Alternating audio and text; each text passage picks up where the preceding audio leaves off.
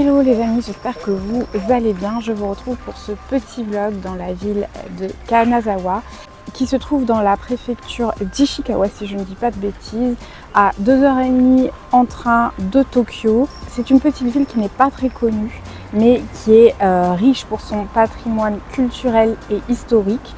Du coup, je vous invite fortement à aller la visiter si vous êtes de passage au Japon parce que c'est une petite ville, il n'y a pas beaucoup de monde et c'est pas très touristique. Par contre, il y a quand même de très belles choses à voir.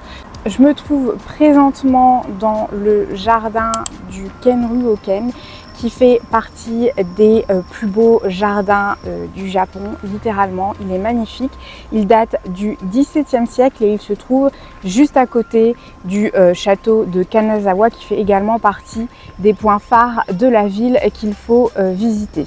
La ville de Kanazawa est également surnommée la petite Kyoto parce qu'on y retrouve des geishas et des samouraïs. Il y a des quartiers qui y sont dédiés. Du coup, si vous avez kiffé Kyoto, mais vous n'aimez pas trop le côté touristique, blindé de monde, je vous recommande vivement de venir à Kanazawa parce que c'est vraiment la même vibe mais avec beaucoup moins de monde et de touristes. Du coup, c'est vachement plus agréable.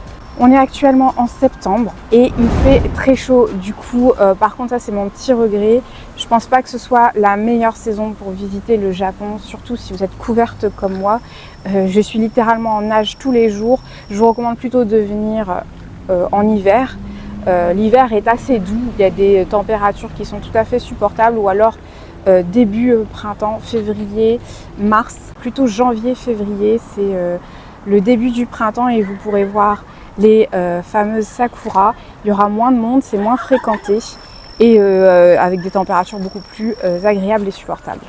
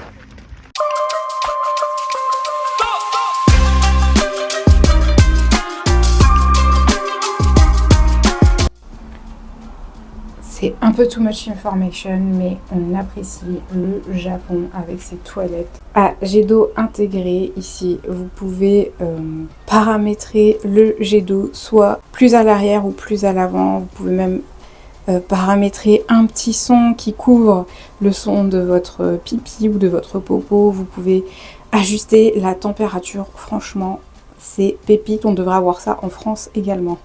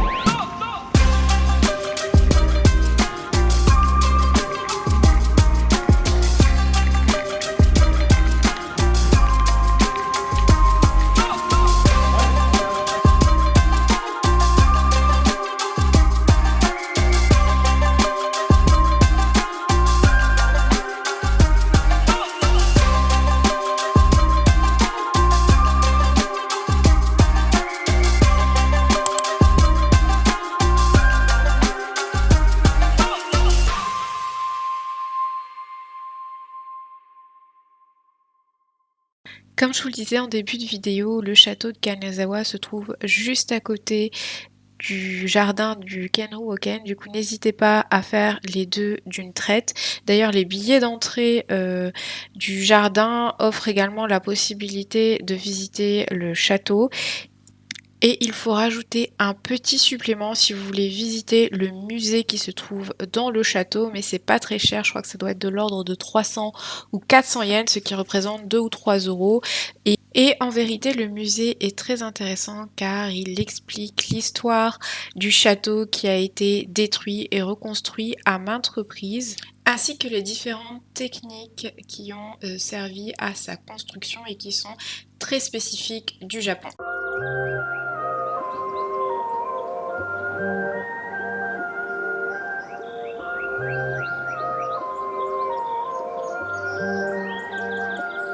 Un autre point phare à visiter si vous êtes de passage à Kanazawa, c'est le quartier des geishas, le quartier Higashi-Shaya. Du coup, si vous n'avez pas eu l'opportunité de visiter celui à Kyoto, c'est la parfaite opportunité d'espérer croiser une geisha à Kanazawa.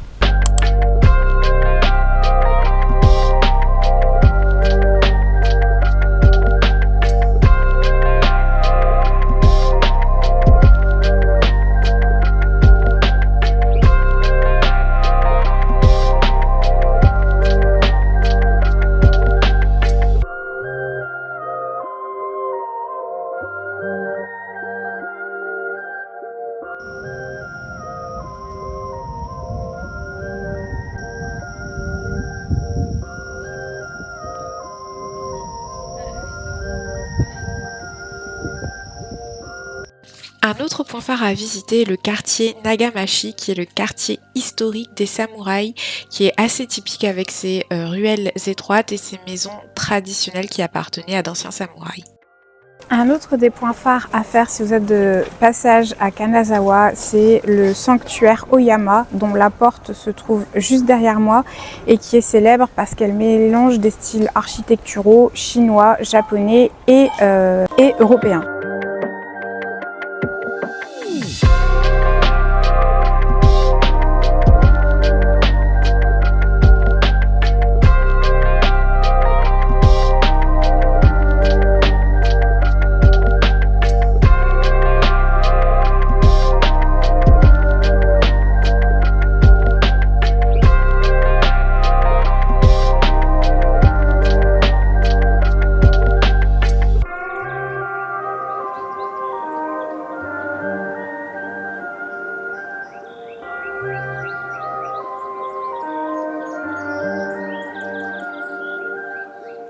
Vous pouvez également aller faire un petit tour au marché couvert de Omisho. Vous trouverez plein de stands, de petits restaurants qui proposent de la street food pour vous restaurer.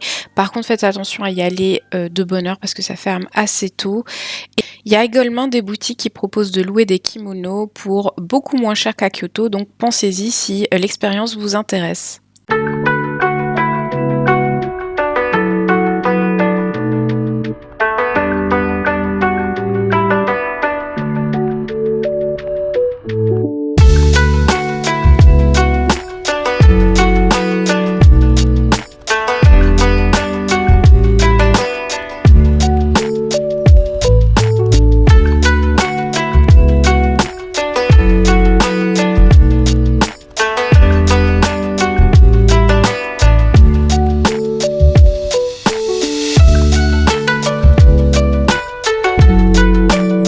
Les amis, ce que je peux vous dire sur Kanazawa, c'est qu'il y a littéralement son père. Franchement, ça contraste de ouf avec les villes que j'ai fait avant, Osaka, Kyoto, même Hakone. Il y a beaucoup de monde à Hakone alors que c'est assez rural. Et franchement, là, ça fait du bien en fait de respirer.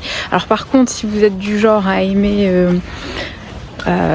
l'effervescence des grosses villes, je pense que vous n'allez pas aimer Kanazawa parce que c'est très tranquille au final, même s'il y a un quartier qui est dédié à la vie nocturne, sauf que bon, moi ça m'intéresse pas trop. Il y a des choses à faire, mais on en fait quand même vite le tour. Par exemple, ce que vous pouvez faire, c'est louer un kimono et faire des photos. Moi j'ai pas voulu le faire parce qu'il fait très très chaud et les kimonos c'est souvent de la soie. J'en ai déjà porté et franchement ça tient super chaud, donc j'ai préféré passer mon tour. Ce que vous pouvez faire aussi, c'est aller dans des onsen. Il y en a pas mal à Kanazawa. Les onsen, ce sont les fameux bains traditionnels japonais. Pareil, ce sont des bains chauds. Comme il fait super chaud en ce moment, on est encore en été, j'ai préféré passer mon tour. Mais j'en ai déjà fait. Vous pouvez en privatiser parce que ça reste des bains publics. C'est une expérience à faire si vous venez au Japon.